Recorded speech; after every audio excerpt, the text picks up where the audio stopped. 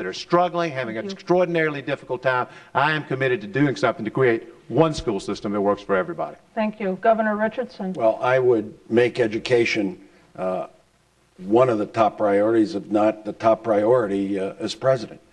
And I would start early. Preschool for every child under 4. You get to kids before you're 4. Full-day kindergarten. That is desperately needed. You talked about a timetable. I would say that within 15 years, America becomes #1 again in science and math in K through 12. We're 29th in the world. I would hire 100,000 new science and math teachers. I would create science and math academies. I would revise and strengthen the high school curriculums with local control. Here's my position on No Child Left Behind. I don't think you can reform it. I'd scrap it. It's got to go. It's a burden on schools. It's an unfunded mandate. It hurts all kinds of kids and achievement. What else would I do? I would recognize that the key to our educational system is a good teacher. And we disregard our teachers. We disrespect them. We don't pay them enough. I'd have a minimum wage starting salary of $40,000. And then finally, I would have art in the schools as a way to stimulate kids being stronger in science and math proficiency.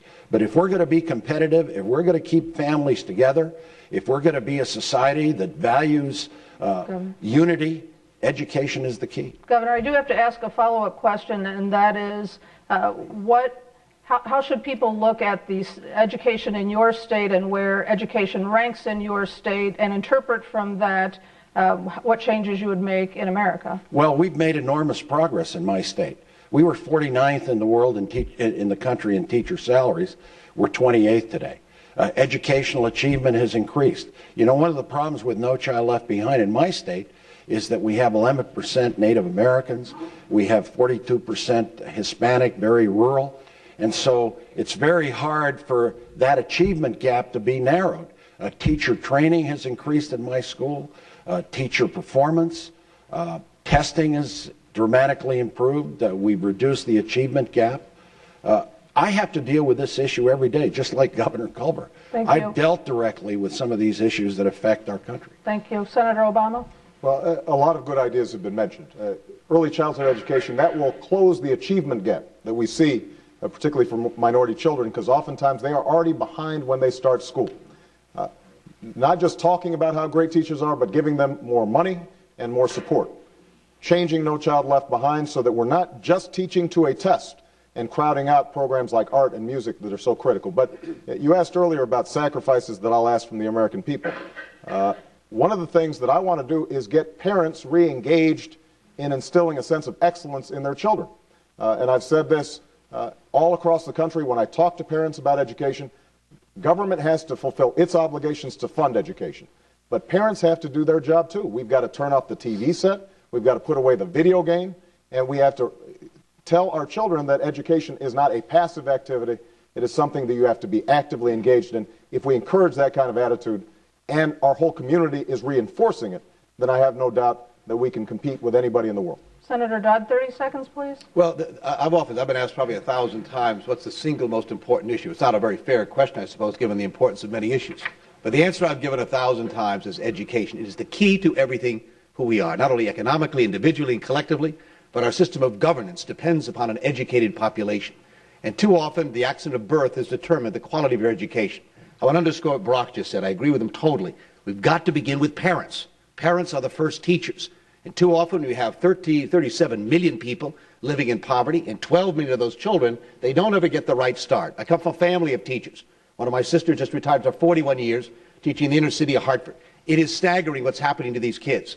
So it's going to take leadership in the country that talks about this not just occasionally, but every single day, the importance of this underlying question as to who we are as a people. Senator Clinton, you wanted in on that? I do, because I've worked on behalf of education reform for a very long time, and I know that the president has a certain bully pulpit that can be used on behalf of education to do exactly what Chris and Barack and others have said. I'm privileged to have a family that supported me in education. My daughter's here today. Obviously, Bill and I were incredibly focused on her education.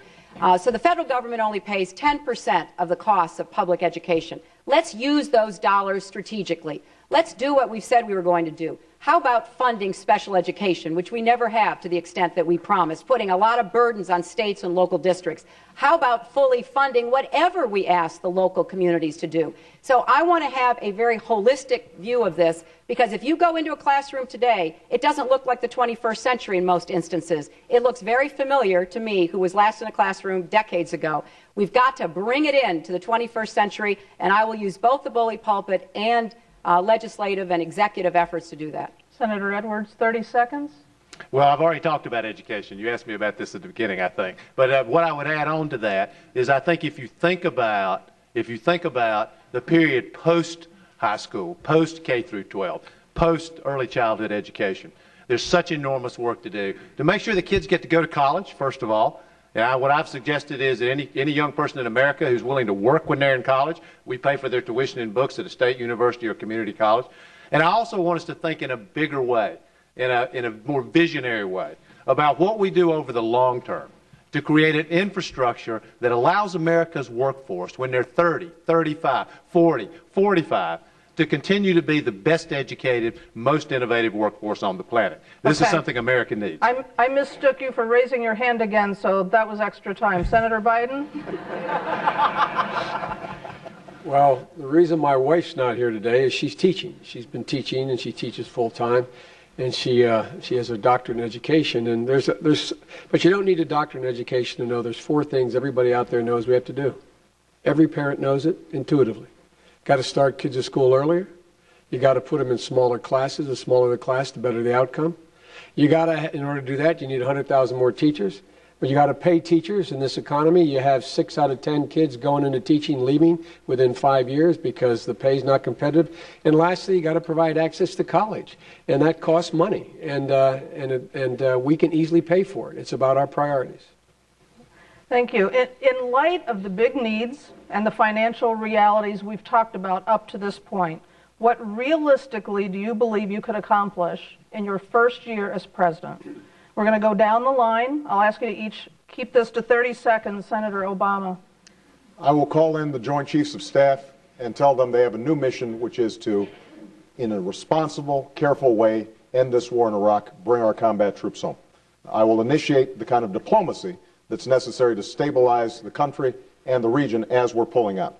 Number 2, I'll call in my new Attorney General to review every single executive order that's been issued by George Bush, and any of those that have undermined our Constitution or subverted our civil liberties are going to be reversed. Number 3, we're going to have an open conversation with all the key players in the healthcare arena to make sure that we are moving forward on a plan to provide coverage to every single American and to save money so that we can actually afford it over the long haul. Thank you. Senator Biden, 30 seconds. I will call the Joint Chiefs of Staff in and tell them to implement the Biden plan, which the United States Senate voted overwhelmingly for to end the war in Iraq, and the Congress is about to vote for it as well.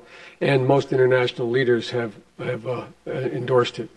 Secondly, I would, in my inaugural address, make it clear to the world that we were abandoning the Bush policy with regard to torture, the Bush policy with regard to renditions, the Bush policy with regard to holding prisoners.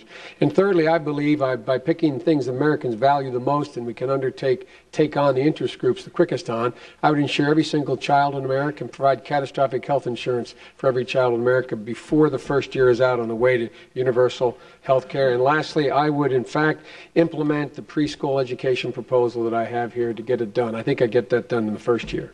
Thank you. Governor. First year, I'd end the war, all troops out within a year, no residual forces, a specific plan. I'd make a major effort to pass the first year, and I think we could. Universal health care will take 2 or 3 years to implement. I'd announce an energy revolution because I think this is one of the most urgent domestic and national security priorities to reduce our dependence on foreign oil. And then what I would do is I would simply say to the American people, as your president, I'm going to follow the Constitution of the United States. And that means bringing back habeas corpus, not using torture as a tool in our foreign policy, rejoining the Geneva Conventions. That means not eavesdropping on our own citizens. That means restoring ourselves as a nation that has got to respect the balance between the executive, the legislative, and the judicial branch, that we're going to be the conscience of the world, not the world's policeman. Thank you. That was longer than Senator Biden's answer. Senator Todd? Every one of his answers were longer than my answer. I think he's colorblind. I'm not sure. Senator Dodd? It's going to be a long year, I can see.